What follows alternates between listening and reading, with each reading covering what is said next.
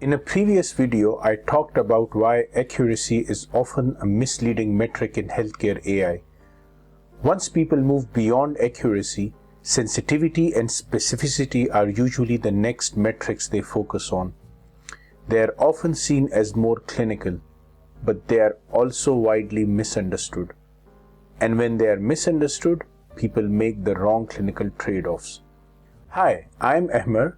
I have been working at the intersection of AI and healthcare for almost 2 decades, and in this video, I'm going to explain how sensitivity and specificity work and clarify why the trade-off between them matters, especially in clinical contexts. Sensitivity is often described as the ability to detect a disease. That definition is correct. Specificity is often described as the ability to rule out disease. That definition is also correct. So the problem is not with the definitions. The problem is how these numbers are used. Many people might assume that sensitivity and specificity are intrinsic properties of a model, as if there is a model with high sensitivity and low specificity. They are often reported side by side, which reinforces the idea that more of both is better. And this intuition feels natural, but it's wrong. And the reason is you cannot increase both at the same time. If you want to increase one, the other has to decrease. Here is the key thing that many people miss. Most AI algorithms, they don't produce a yes or no outcome. What they instead produce is a probability score or a risk score, and then converting that score into a decision is a choice which will be based on how lenient or how strict you want that model to be. If, for example, you make a model very lenient so that it flags most people as high risk or having a disease or whatever the positive outcome is, then you will end up getting a high sensitivity, because most people who are actually positive, they would be flagged as positive.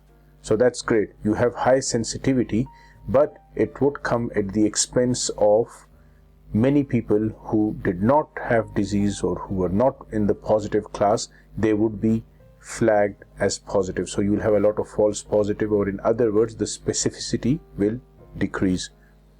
On the flip side, if you want your model to be more strict, then you will get a very high specificity, because then in that case, you would be flagging a lot of those who don't have a disease. You will be correctly flagging them as not having the disease.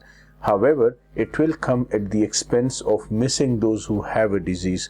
So you will have high specificity but low sensitivity. So in one case, you catch more people with diseases. In the other case, you reduce false alarms. The important point is this: sensitivity and specificity, they are not independent. With the same model and the same data, you can choose to make the model more strict or more lenient, and that will then change the sensitivity and specificity. And this is not a bug. This is not a flaw in the model. This is how these models would behave when you have a score that you need to convert into a decision.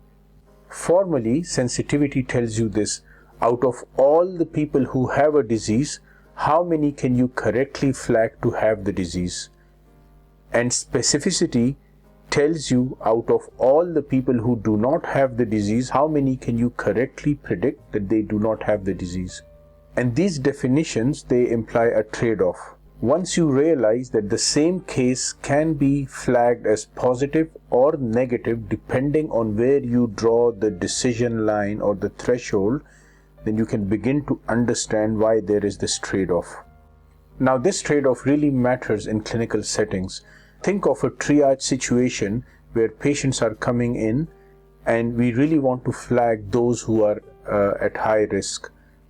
So you can increase the sensitivity, so you can move the decision line or the threshold in a way where you can flag more people to be at higher risk. However, it will come at the expense of more false alarms. However, over triage isn't free. Too many false positives will increase the workflow, overstress staff, and it will slow down care for everyone else. So specificity still matters. If you set the system too leniently, you could overwhelm the system.